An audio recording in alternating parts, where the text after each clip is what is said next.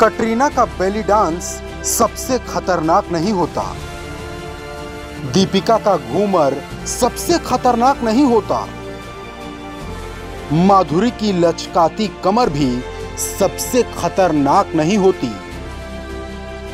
सबसे खतरनाक होता है सपना चौधरी का स्टेज पर उतर आना।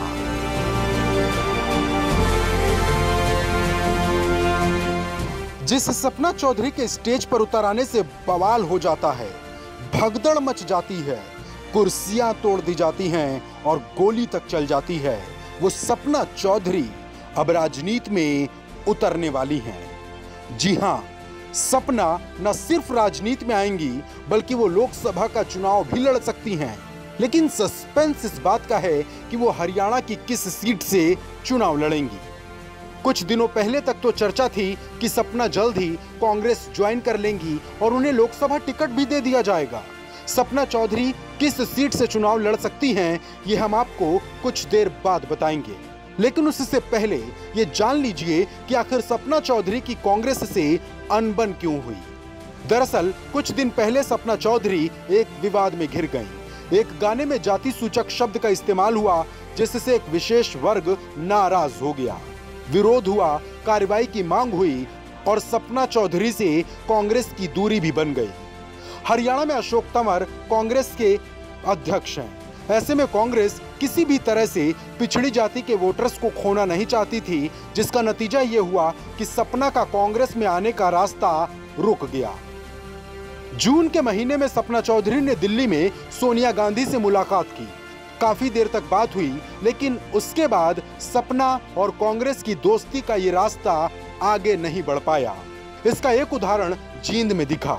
जो सपना चौधरी कांग्रेस के प्रचार के लिए बेताब दिखती थी, वो सपना चौधरी जींद विधानसभा उपचुनाव में कहीं भी नजर नहीं आई। जून के महीने में सपना चौधरी ने सोनिया गांधी से मुलाकात तो कर ली, लेकिन वो राहुल गांधी से भी मिलना चाहती थी और सपना का ये सपना आज तक अधूरा है। हालांकि अब प्रियंका गांधी एक्टिव हैं और हो सकता है हरियाणा में वोटर्स को जोड़ने के लिए प्रियंका सपना पर दांव चलें।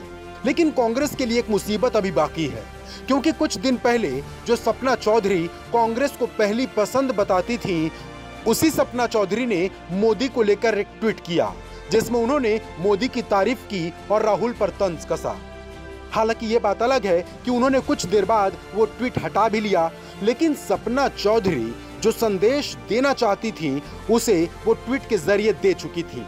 मतलब ये है कि अगर सपना चौधरी को कांग्रेस ने भाव नहीं दिया तो वो बीजेपी के साथ जा सकती हैं और बीजेपी उन्हें रोहतक से टिकट देने में संकोच भी नहीं करेगी, क्योंकि रोहतक में सपना चौधरी के फॉलोअर्स की संख्या बहुत ज्यादा है।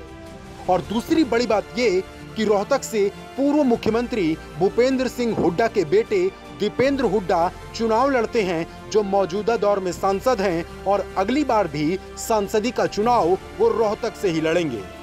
इस बात को कांग्रेस को बिल्कुल भी हल्के में नहीं लेना चाहिए, क्योंकि प्यार और राजनीति में सब कुछ जायज है। Bureau report, news of India.